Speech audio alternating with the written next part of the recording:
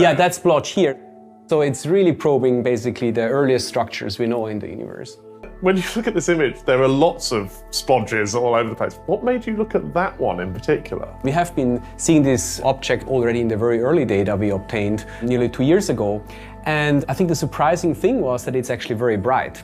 And so our initial reaction was that, well, it cannot be that distant because it's too bright. And so we took better data, and in particular, we also took spectroscopy.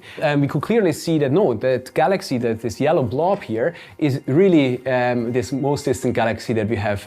Lambda CDM of cold dark matter and the dark energy that everybody considers a standard. According to that model, some of these objects they're seeing from the early universe are too massive. They'd have too many stars in them. It doesn't make time to become that massive. Well, all of the ordinary matter of the universe would have had to go into these things, and that just doesn't make sense. You don't have enough ordinary matter to produce that many stars. There is an unfolding mystery concerning the early universe, with current scientific theories struggling to account for numerous odd findings. Scientists are encountering a plethora of mysterious objects in deep field images, the nature of which remains unclear. Recent discoveries indicate that these objects are distinct from typical early galaxies. Moreover, the Webb telescope's unprecedented glimpse beyond the Dark Ages has stunned astronomers. The consensus among most scientists is that the universe originated approximately 13.8 billion years ago. Yet the peculiar structures seen in these images question this established timeline, potentially prompting significant revisions in cosmological theories.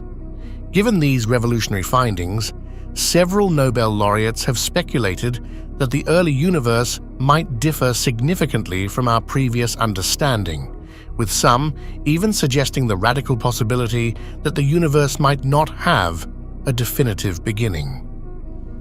Rather than the conventional understanding of the distant universe representing the early stages of cosmic history, there is speculation that it might be an entirely different phenomenon that remains undefined.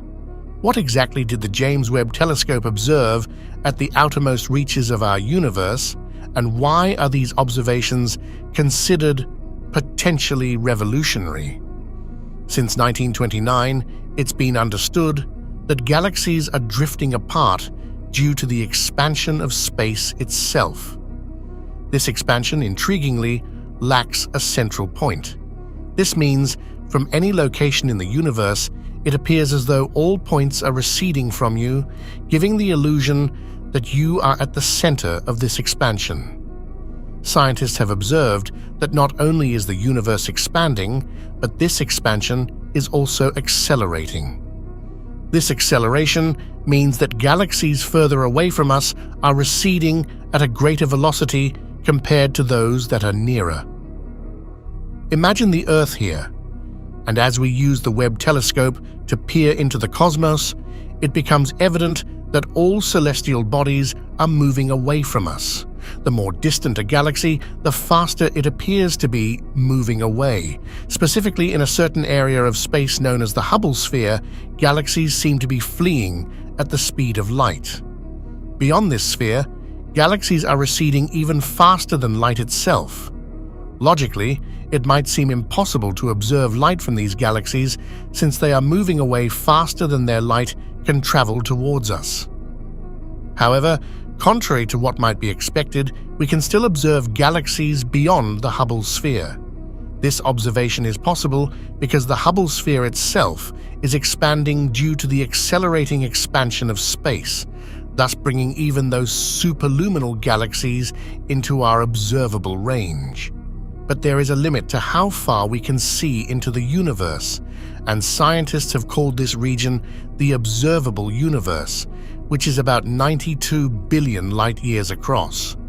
If you look at the edge of this region from Earth, you will see a universe that is filled with the cosmic microwave background radiation. This is because, when we look deep into the universe, we are actually looking at the distant past of our universe. Let's think about this. The most distant galaxy ever discovered by the Webb telescope is Jade's GSZ 14, which exists inside this observable universe. And here we are actually looking into the past of the galaxy when the universe was just 290 million years old. Right now, this galaxy has gone beyond the boundaries of the observable universe, and we cannot say what it looks like anymore, because the light coming from that galaxy will never reach us. Its stuff will have turned into some other stars or galaxies a long time ago. The universe exists beyond this observable universe. There are more galaxies and stars out there that extend to infinity. Remember that this boundary of the observable universe only for the species on Earth. For other species that live beyond this, the volume of the observable universe will be different. Now, according to our standard cosmological model, which says that about 14 billion years ago, the entire observable universe and everything beyond it that we can't see would have compressed into a tiny infinite point we call the singularity. Actually, no, I mean that would be true if the universe is finite. But if the universe is infinite, and it kind of looks like it is, then it was always infinite. The Big Bang would have happened literally everywhere. This means that the first galaxies did not form in any particular region of space.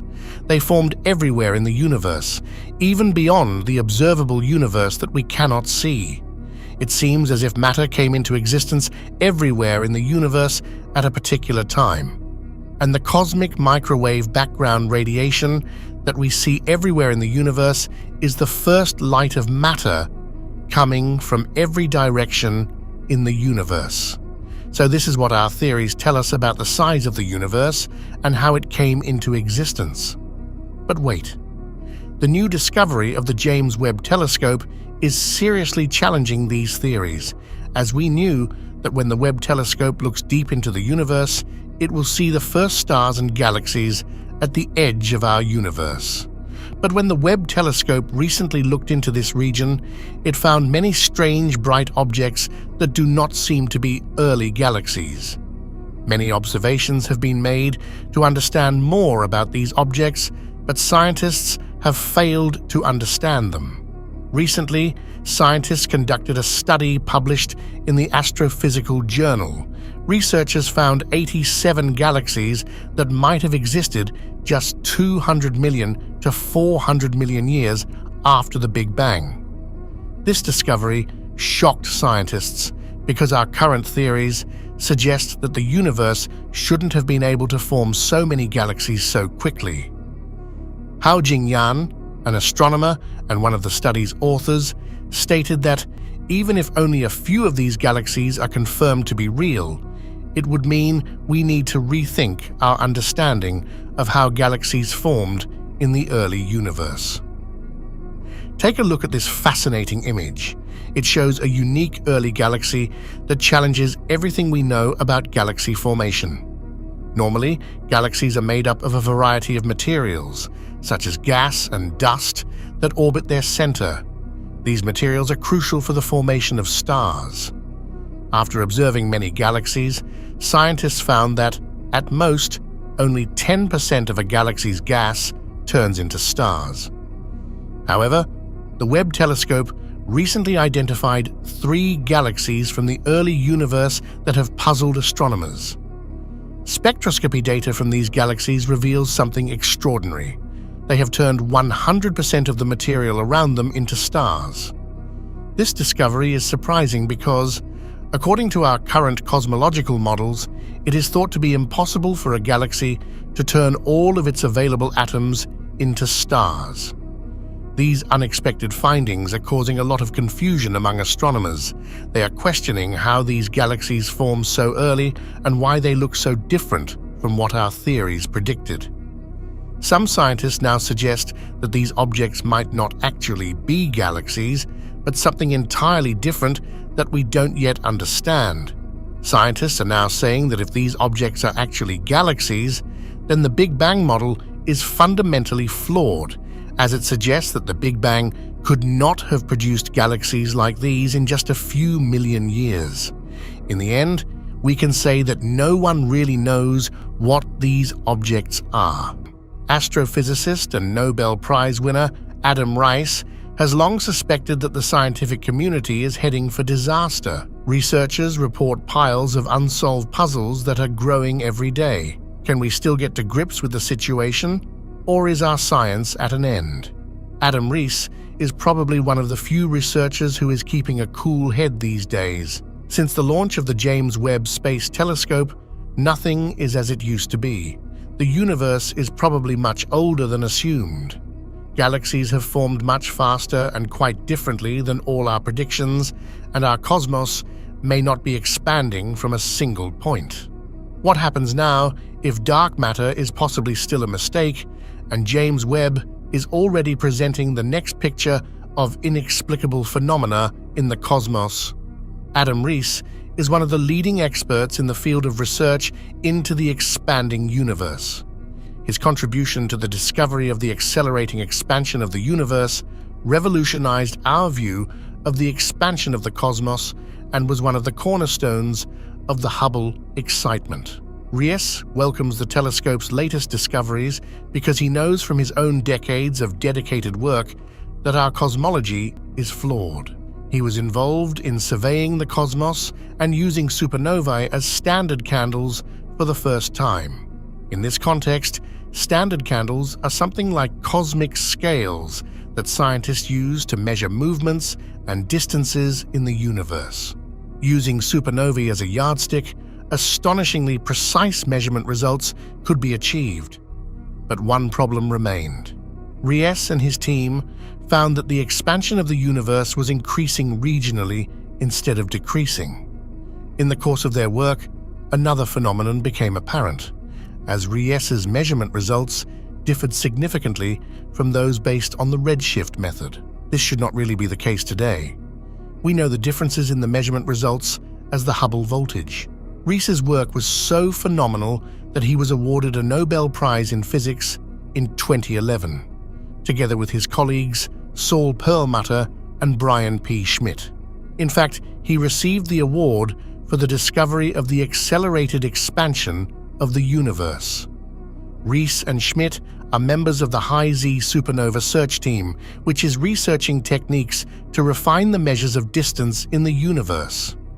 Perlmutter, on the other hand, came to the same conclusions at around the same time as part of the supernova cosmology project they observed. Type Ia supernovae are very bright, exploding stars that serve as reliable indicators of distances in the universe. These observations provided the surprising evidence that the rate of expansion of the universe is increasing rather than decreasing due to the gravitational effects of matter in the universe as previously thought. The biggest crisis in modern science was slowly brewing, and now the bomb has exploded. Instead of answers, astronomers and cosmologists are constantly being served up new puzzles and shocks these days. Now, the concept of an isotropic universe is also on the brink of collapse, and with it, one of the fundamental pillars of our cosmology. Isotropy assumes that the universe looks the same in all directions, regardless of where you look at it from. This assumption is a fundamental part of the cosmological principle, which states that the universe is homogeneous and isotropic.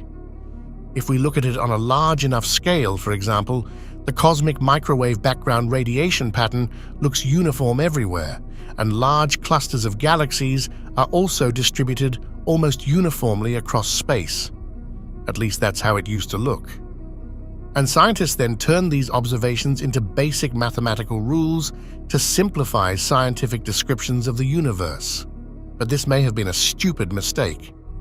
The observations of Adam Rees and other scientists researching accelerated expansion have initially confirmed the isotropic model, at least in part because the measurements of supernovae have shown consistent results with regard to the rate of expansion. This means that there appears to be some kind of isotropy. However, the expansion is much faster than it should be according to old physical assumptions. It remains exciting in science.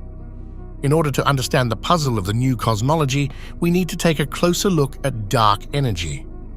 The exact nature of this energy is still unknown, but its existence and properties are crucial.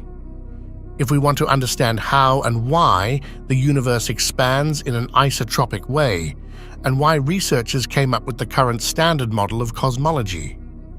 Dark energy is a hypothetical form of energy that could be present anywhere in the universe and very likely plays a key role in current theories about the expansion of the universe. It's thought to be the driving force behind the accelerated expansion of the universe. By acting against gravity, it pushes the cosmos apart. In current cosmological theory, dark energy is responsible for about 68% of the total energy content of the universe. Here, you can already see a problem. Scientists blame almost 70% of the energy processes in the universe on an energy whose existence has never been proven. An important element supporting the existence and properties of dark energy up to now was the observation of Type 1, a supernovae, as carried out by Adam Rees and colleagues.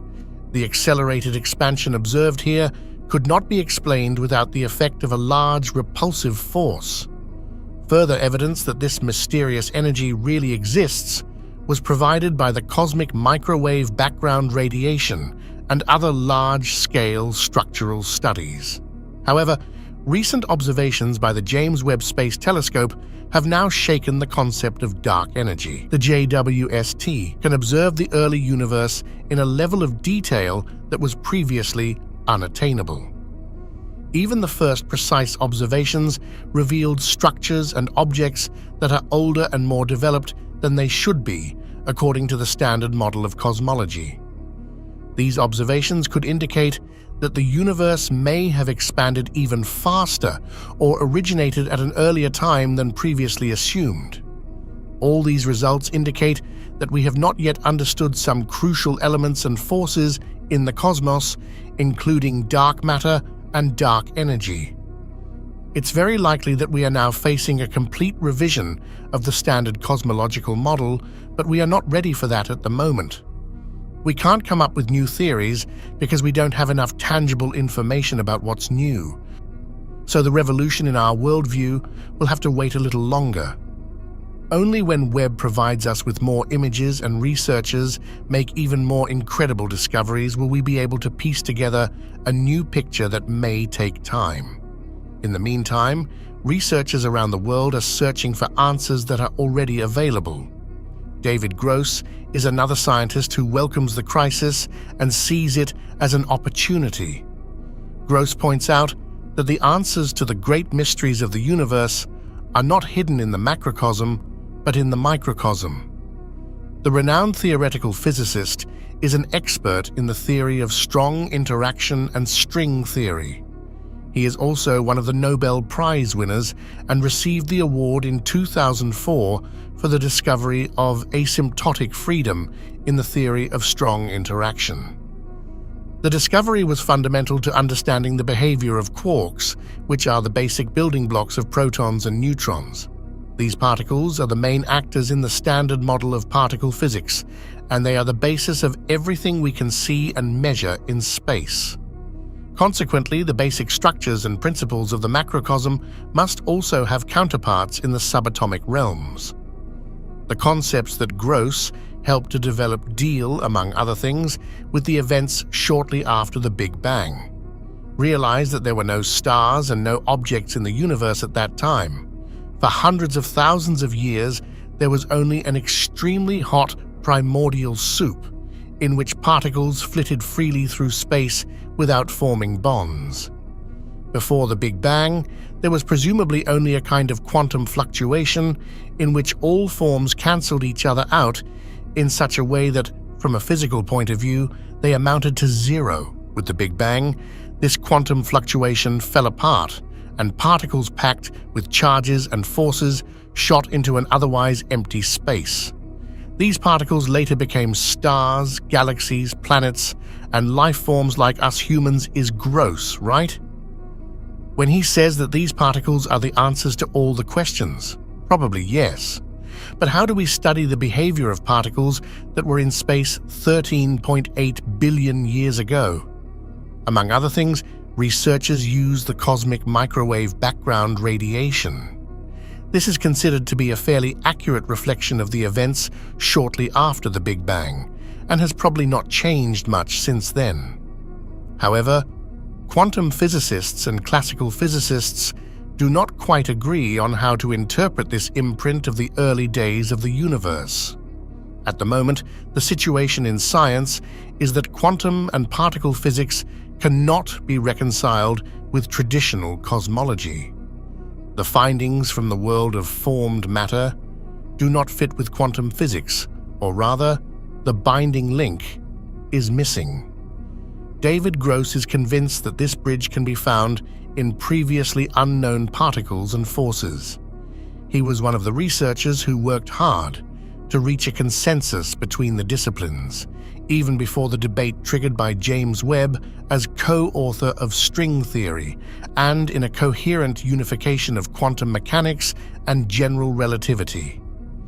He was keen to close the gap between the two worlds and disciplines of science. Gross's work on asymptotic freedom describes how quarks behave at very high energies. This is fundamental to understanding the early universe shortly after the Big Bang, when energies were extremely high. His theories can clarify as yet unclear aspects of the expansion of the universe. However, there is some controversy among scientists, as the theses of string theory are too far-fetched for many classical physicists. David Gross suspects that the answers to all unanswered questions lie in the quantum fluctuations within the microwave background.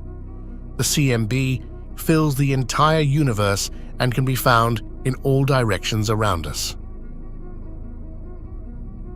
The Cosmic Background Explorer satellite, which was active from 1989 to 1993, was the first to notice tiny fluctuations in the temperature of the radiation. From 2001 to 2010, the Wilkinson Microwave Anisotropy Probe research to find evidence of the Big Bang in these fluctuations, and most recently, the Planck satellite provided one of the most detailed maps of the CMB. However, there is still disagreement among researchers as to how this data should be interpreted. While some claim to have found the necessary evidence for the Big Bang in the CMB, others see the data as evidence for collisions with parallel universes and the existence of the multiverse. Become a subscriber now and be part of every new video.